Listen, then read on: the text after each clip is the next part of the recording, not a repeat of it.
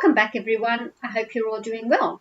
I have another process video for you, and this time I'm scrapbooking my little girl, and the title is going to be Confident and Determined because that's exactly what she is. Her favourite words at this point in time were I do, I do, I do. So you would try to help her with something, I do. So she was very confident in her own ability to do everything and determined to do it all on her own. That's why the layout will be called Confident and Determined. So I started off by just going through my papers and trying to work out what I was going to use. And I do start off using these papers from Simple Stories. There's quite a few of in the collection that I had. But as always, what I plan in my head and what comes out on the layout can be two completely different things. So I start off with one plan and it went in a completely different tangent. Can anyone tell me, am I the only one that has this problem? Or do people just plan something in their head and then it just goes exactly to plan? Because it doesn't seem to work out in my head. My original plan was to go with a purple sort of monochromatic look because of the fact that she's wearing a purple skivvy underneath her pink jumper, but you will soon see that that all goes out the window and it all changes. Well, I have finally decided on which photos I'm going to use, and I did want to get a few photos on this layout, not because it was any particular special occasion. It was just an everyday moment, and I loved the way that she was toddling around, so I had my camera with me and I took some photos. So what I'm trying to do is the first picture at the top, which is a 6x4, I want the other three to sort of be 6x4 too and make it look more like a collage. Does that make sense? Am I explaining myself properly? I hope you all understand because you can see it's self-explanatory. I've just sped this up for you only because it's just me procrastinating while I'm choosing my paper. It takes me a while, but eventually I pick the papers that I do like. The moment where I change my mind and I decide I'm not going to use the colour purple, it is going to be this teal colour. It seems to be my go-to favourite colour at the moment. Anyway, just laying my photos back down, and what I eventually do is I find some cream coloured cardstock that I had and I do mat the photos on this cardstock. As you can see, I'm just using double-sided tape, down it goes, and I'm using my perfect layers ruler to mat it so that I get perfect layers. I'm also going to mat the three photos that I've cut out on the same coloured cardstock with exactly the same mat, or size mat I should say. In the end, it's going to be as if I had two 4x6 inch photos. And once again, I was indecisive about which embellishments I was going to use. So what I did, since I couldn't find anything I really liked, I got a piece of scraps cardstock that I had in white, and I just gessoed it, and I'm just going to do some stamping, and I'm going to make my own embellishments. I'm just starting off by making some masks with my stamps, and I stamped them out and I fussy cut them. I don't make you watch this whole process. So there they are, my two flowers all fussy cut out. One's slightly bigger than the other one. And I'm putting them down to see how that looks. I'm quite happy with that. And I just stamped them on some scrap paper that I had because they're only masks. So I got my piece of paper back out, that's gessoed, and I stamped my first flower, and then I put my mask on top, and then I'm just going to see where I'm going to stamp the next flower. And what I'm using is the magnet to hold down the other mask. So I picked up my second stamp with my Misty, stamping it down. You can see it's overlapping, and then I get my other little mask that I have, and the magnet's holding it down, and put the stamp down where it's going to stamp and press it down. And I keep doing this in a continuous line till my flowers reach right across to the end. Now all this is in really fast mode because I just wanted you to see the process, but I didn't want you to bore you to death because it did take a bit of a while. And once all this is done, I will go in with some gelatos to colour these flowers in and give them a bit of colour. My stock of gelatos is very limited. I've only got a few basic colours, but with time I do hope to get a few more, especially since my birthday's coming up. Hubby darling, if you're listening, or if you're watching I should say, who am I kidding? I don't think he watches my videos. Anyway, very soon you'll get a cameo appearance from my cat who, while I was filming this, scared me half to death. There he is. He gets a pat and off he goes. So I did some fussy cutting, and once I finished with the fussy cutting, I realised I hadn't inked the edges of my my mat, and I didn't like it all stark white, especially when I already matched it on that green or teal paper. Really, it's not really green, it's sort of a tealy colour.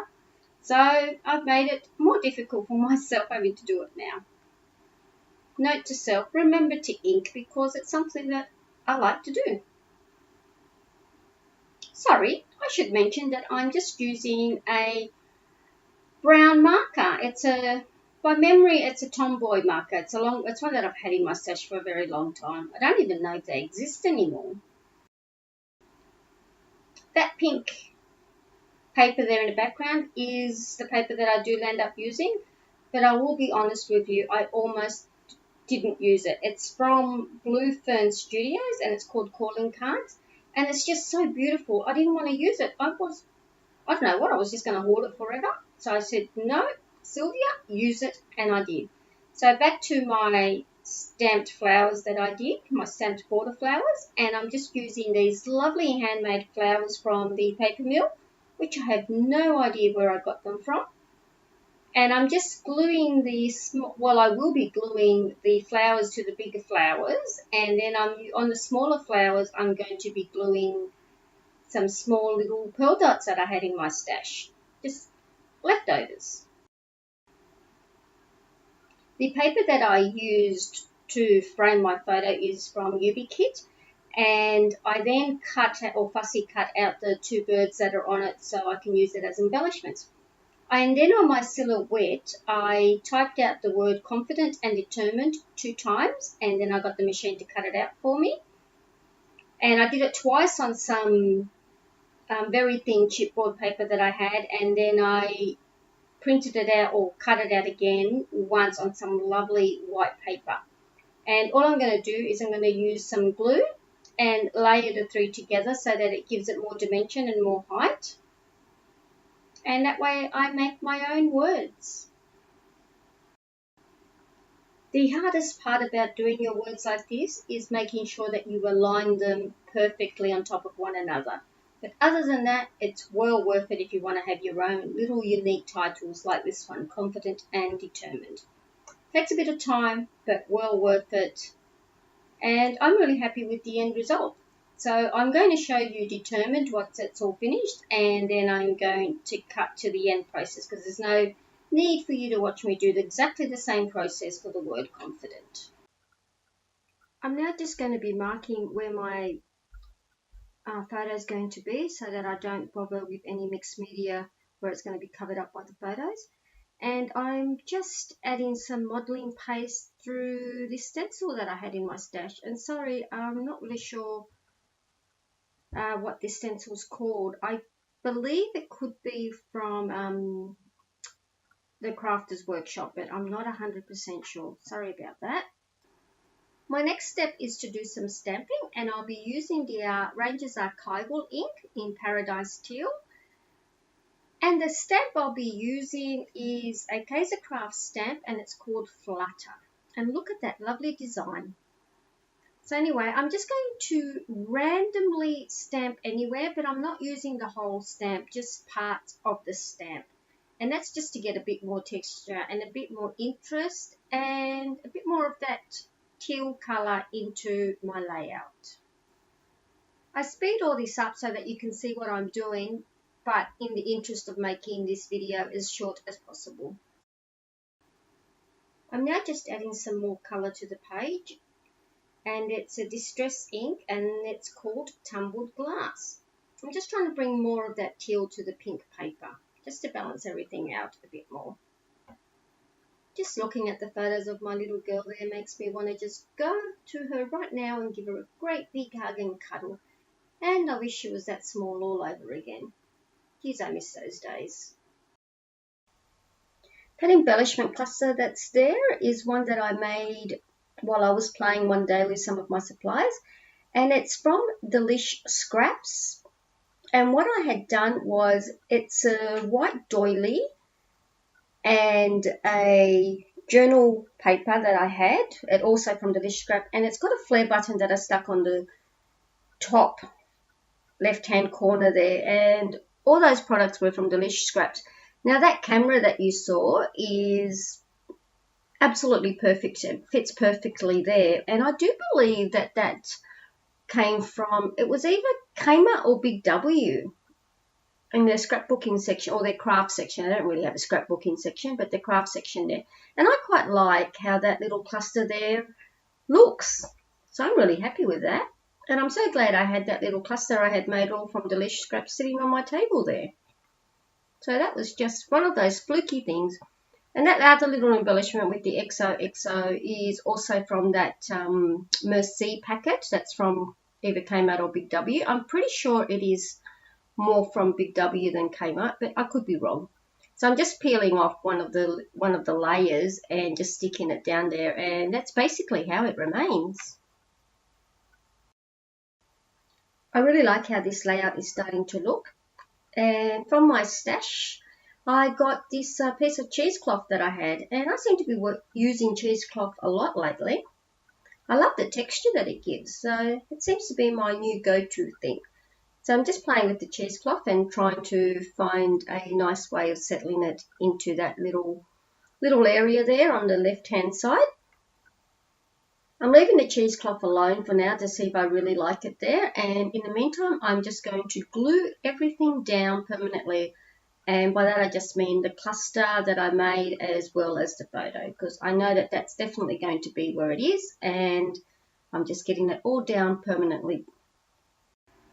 I'm now just using the packaging technique to add a bit more pink to the layout, and the colour that I'm using is Worn Lipstick, and it's also a Ranger's Distress Ink. So I'm just adding it to certain areas of the page, no real rhyme or reason about it, just plonking it down wherever I see fit really. And once this is done, I will go in with some Liquitex Medium Gel and just start to adhere down my cheesecloth, because it does stay there. And I quite like the texture that it adds to the page. It seems to somehow soften everything up. It's now time to adhere my little birdies down, and I'm just putting them down with some double-sided foam tape that I had in my stash. And what I'm doing is I'm trying to get the birdies to look like they're sitting on top of the letters there. And I have glued down the words determined and confident using some Liquitex gel. I did that off camera because I'm sure you didn't need me to see me gluing down some words. Now this is the Delish Scraps monthly subscriptions that I was getting, and this is the March subscription, and it was called Pretty in Pink, and that's where I got the doily, the flare button, and the little journal pad that's sitting there in that cluster.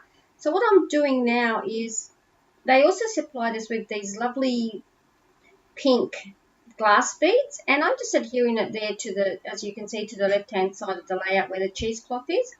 And once again, I'm just putting down some Liquitex Medium Gel and sprinkling the beads on top and just spreading them out with my brush, and it just gives it a lovely texture. I'm really happy with the way it looked in the end. It's really hard to see here on the screen, or the screen that I'm watching. It's hard to see the texture that it adds, but it looks really lovely in real life. And I just go around the page just adding it to bits and pieces, and yeah, even underneath the camera, just like a bit of shadow, but it's a bit of gritty shadow, if you could call it that. And then I also put it on top of the doily. There I am.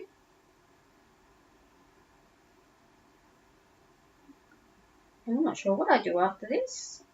Oh yes, I stuck down a little gem in the shutter there of that camera, just to give it that little bit more of pizzazz. I've decided now that the pink needs to be blended a bit more into the page. So I'm just going around wherever I added some pink using a baby white and soaking up some of that pink and blending it more into the page. And I really like the look that that gave. So now I'm using my new toy that I bought on Wish. And it was $2 for a packet of these 10 nail pencils, which obviously I'm not using for nails. I'm using it to pick up my sequins really quickly, and it just makes it so much easier than fiddling with your fingers trying to pick up the little sequences and stick them on. Best investment ever. And $2 for 10 of these pens. I mean, I'm sure I'm going to use them a lot, so well worth it. So adding my journaling, and I think this is about all I do, if I remember correctly. Oh no, I forgot my little embellishment I made with my stamps. So now I'm finally gluing that down. I was going to do it down the bottom of the photos there, between the two photos, but I'll end up doing it on the side there on the left, and I'm really happy with the outcome. So thank you everybody for watching. I'm sorry this is a long video. I tried to keep it as short as I can, but I did do quite a bit on this video. So thank you very much, and until next time, may you all stay well. Bye.